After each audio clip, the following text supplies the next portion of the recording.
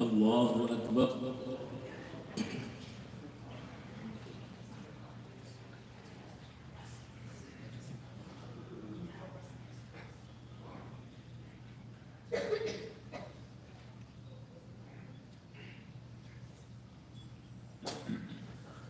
الحمد لله رب العالمين الرحمن الرحيم مالك يوم الدين إياك نعبد وإياك نستعين اهدنا الصراط المستقيم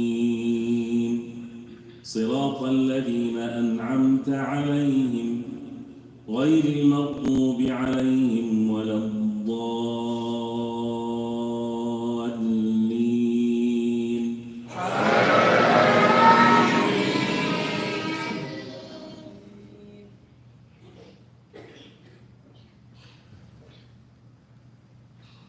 والضحى والليل إذا سجى ما ودعك ربك وما قلى وللآخرة خير لك من الأولى ولسوف يعطيك ربك فترضى ألم يجدك يتيما فآوى ووجدك ضالا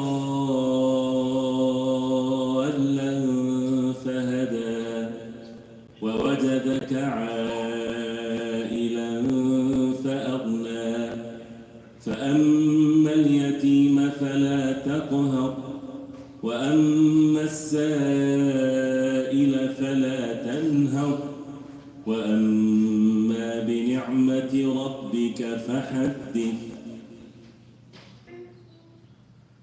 ألم نشرح لك صدرك ووضعنا عنك وزرك الذي أنقض ظهرك ورفعنا لك ذكرك فإن مع العسر يسرا إن مع العسر يسرا فإذا فرغت فانصب وإلى ربك فارغب.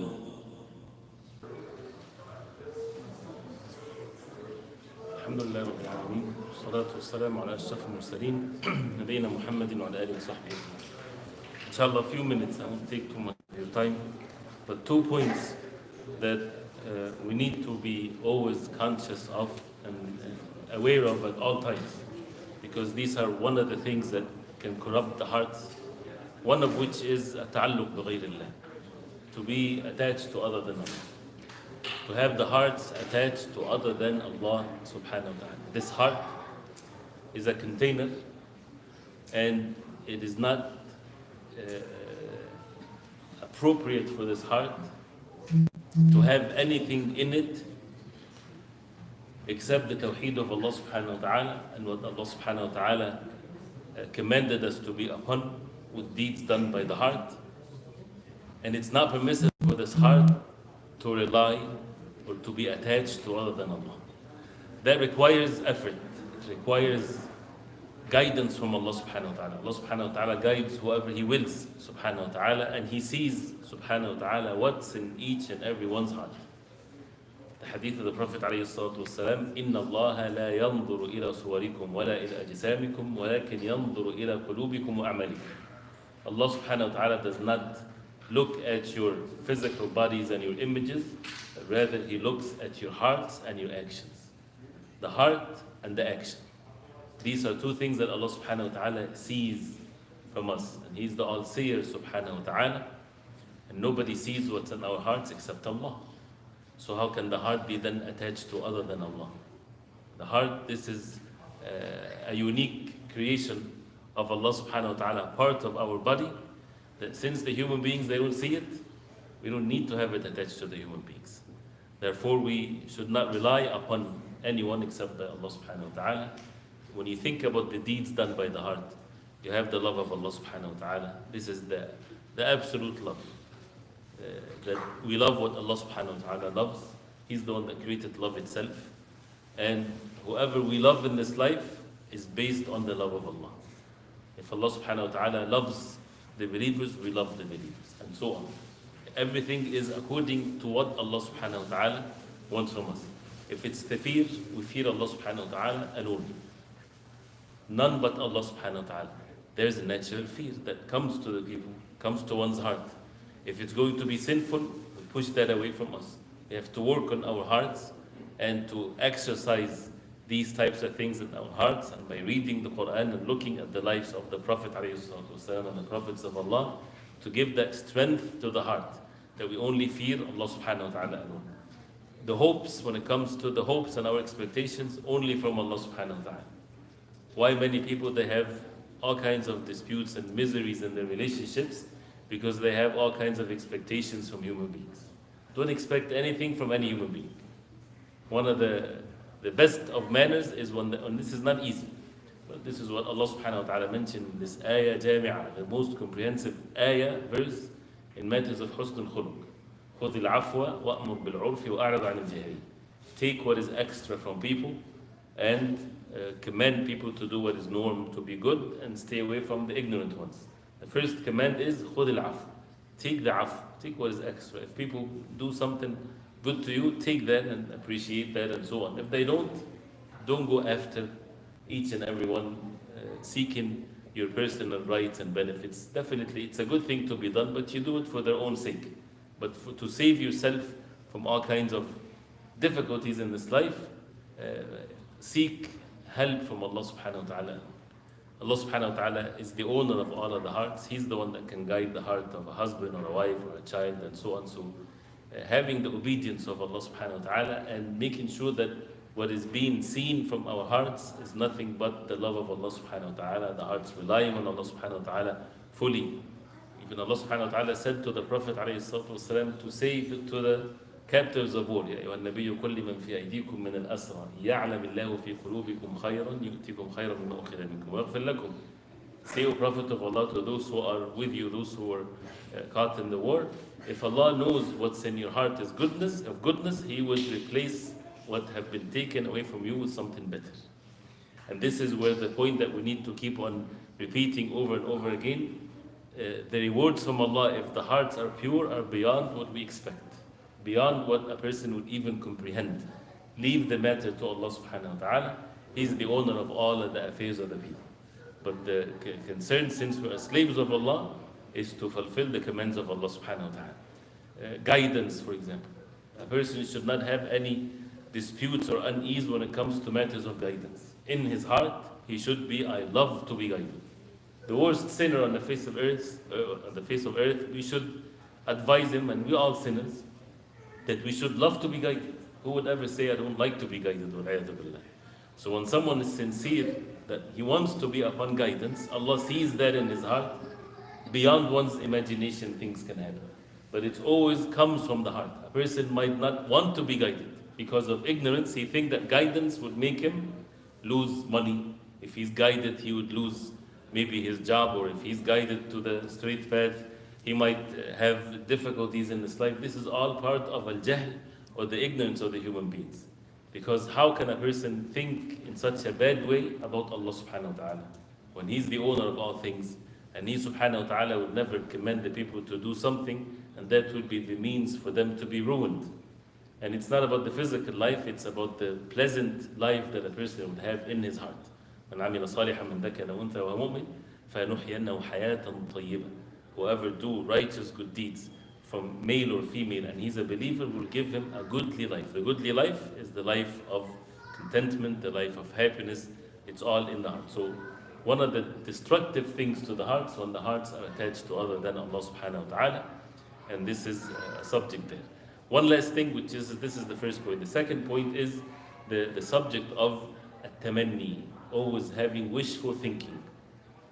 And a tamanni is an evil thing because it has no reality to it. It's different than al-raja. Al-raja is to hope for something real and you take the means to it.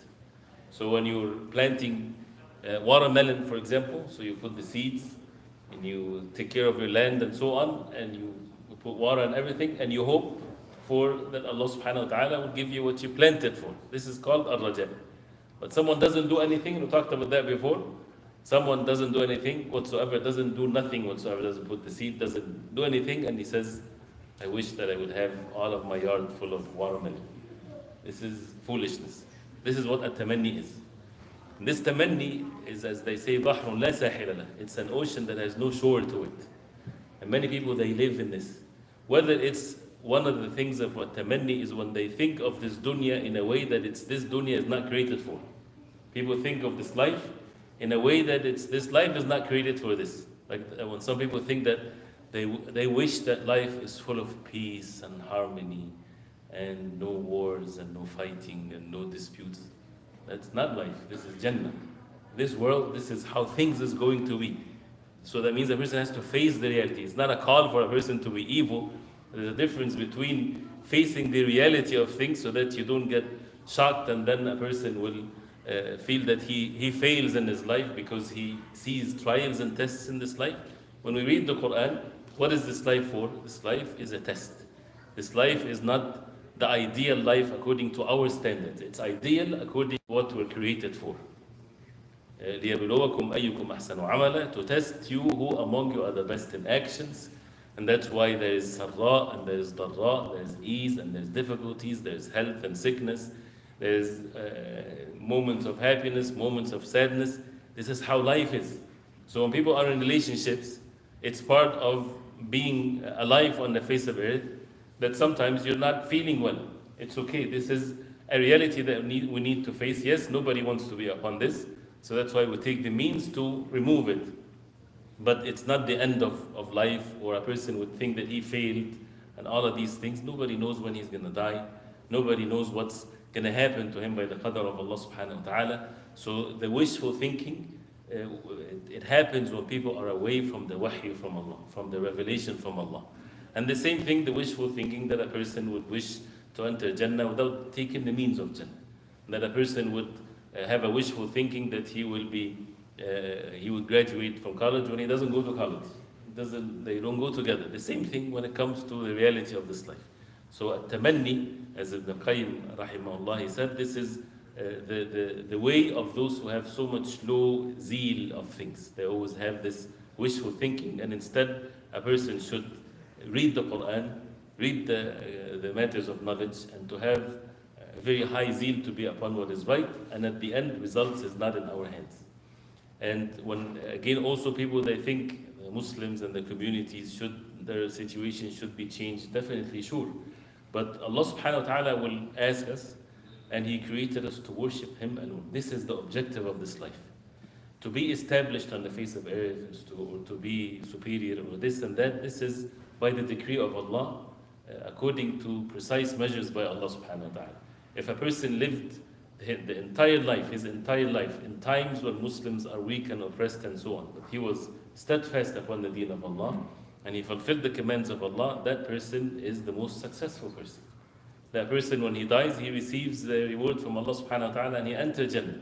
And it didn't matter what time of humanity that he lived in. It didn't matter.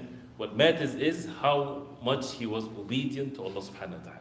And therefore, those who are intellectual in the right way, the believers, they see the time that Allah subhanahu wa ta'ala created them in to be the best time for them. If Allah subhanahu wa ta'ala will, He could have created us to live at the time of the Prophet ﷺ, but this is the qadr of Allah. Nobody chooses when he's going to be born, created, and so on. And every generation, every person has their own test. So Allah subhanahu wa ta'ala is the most wise. He chose for us what is best for us. So in this time, in all kinds of fitan and so on, there's the great opportunity for the person to reach the highest level of righteousness, like the nations before. If he's obedient to Allah, with ilm again, yes, the chances of slipping away is much more greater than good times. But therefore, more efforts is to be done. That's why the Prophet ﷺ, when he said, يَأْتِ عَلَى النَّاسِ زَمَانٍ, a time would come for the ummah, الْقَابِضُ فِي عَلَى دِينِكَ الْقَابِضُ عَلَى جَمْرَةٍ مِّن نَّارٍ, the one that holds fast to his religion is like someone holding fast to a hot coal. أَجْرُ الْوَاحِدِ مِنْهُمْ كَأَجْرِ 50 مِنْكُمْ. The reward of one of them is the like of a reward of 50 among you. So the reward is multiplied according to how much effort that a person makes, or he doesn't find help too much to be upon the righteousness and so on. But then every time the Muslims are under pressure, they compromise their deen. Where is that in the deen of Islam that says compromise your religion if people are ridiculing you, making fun of you? This is a covenant between us and Allah subhanahu wa ta'ala to hold fast to this deen. But it requires for us to learn the deen in the right way. That's why people change all kinds of things. But the deen of Islam, the way it was at the time of the Prophet ﷺ, the Sahaba, the Tabi'een, the Imam of this deen, this is what we need to hold fast to, and this is what we need to be patient with. And as Ali radiallahu anhu, he said that since the hearts are containers, the people are of three categories. Alimun Rabbani, lordly alim, a person of knowledge that is following what Allah subhanahu wa ta'ala commanded. Wa muta'allimun ala sabil al-najah, and someone seeking knowledge on the path of salvation. He wants to save himself. He wants to save himself by seeking the knowledge, to apply the knowledge to save himself from the punishment of Allah. And the third category, which no one wants to be from this third category, وَهَمَجْ رِعَاء, and he continues with their characteristics. They are the ones that have no criteria whatsoever in their living their life. They're just nomads like this. They have no principles, nothing. They يَتْبَعُونَ كُلَّ نَاعِقٍ.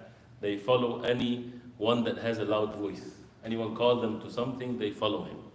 If he looks good, he sounds good, they convince him, they take him to the right, they take him to the left. No foundation of anything, no, not based on knowledge, but based on emotions, based on whatever. And this is how human beings are, except those who Allah subhanahu wa ta'ala bestowed His favor upon.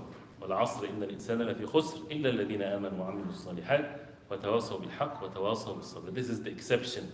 Otherwise, all mankind are in loss, except those who believe and do righteous good deeds and enjoy what the haqq is, and they enjoy with one another the sabr and the patience to be upon the deen of Allah. So when we look at many things in relationships, people have very high expectations, which is all wishful thinking, and we're dealing with human beings. We are sinners, others are sinners. Everybody needs to deal with this reality to constantly repent to Allah subhanahu wa ta'ala. And the same thing when it comes to the affairs of the believers, the life that a person lives in. So with knowledge, a person would get to know the reality of things, so that he always hope for the rewards from Allah, but not to live a life of foolishness or wishful thinking, as it's mentioned when it comes to matters of attack. One of the, since our homes, when we go home and a person know that the Prophet ﷺ commanded the men with some commandments and the women the same way, don't listen too much to what others are saying. We need to protect our ears and our eyes from what people are saying. And we need to occupy our time with the Quran. Times of fitan, the way al-makhraj, the way out of fitan is the Quran, the book of Allah. The book of Allah will give us the right perception of things. Otherwise, listening to people when you think that you're safe and you know what is right and what is wrong, it goes into the heart and it corrupts the heart and makes a person fear what it shouldn't be feared. That a person would make his heart hope of something that has no reality to it, and so on. So, and this is what the fitan is. It confuses the haqq from the batil, and the heart is not owned by us, it's owned by Allah subhanahu wa ta'ala. And we have a duty to protect our hearts the same way we protect our homes. We protect the hearts of our children to the best of our abilities, what they see, what they hear, to purify the hearts and to make dua that Allah subhanahu wa ta'ala protect us so that we are steadfast upon the deen of Allah. We ask Allah subhanahu wa ta'ala to protect us and to protect our homes from all forms of deviation and corruption. Inshallah, we'll continue tomorrow. This is kind of out of the subject a little bit, but tomorrow, after tomorrow, inshallah.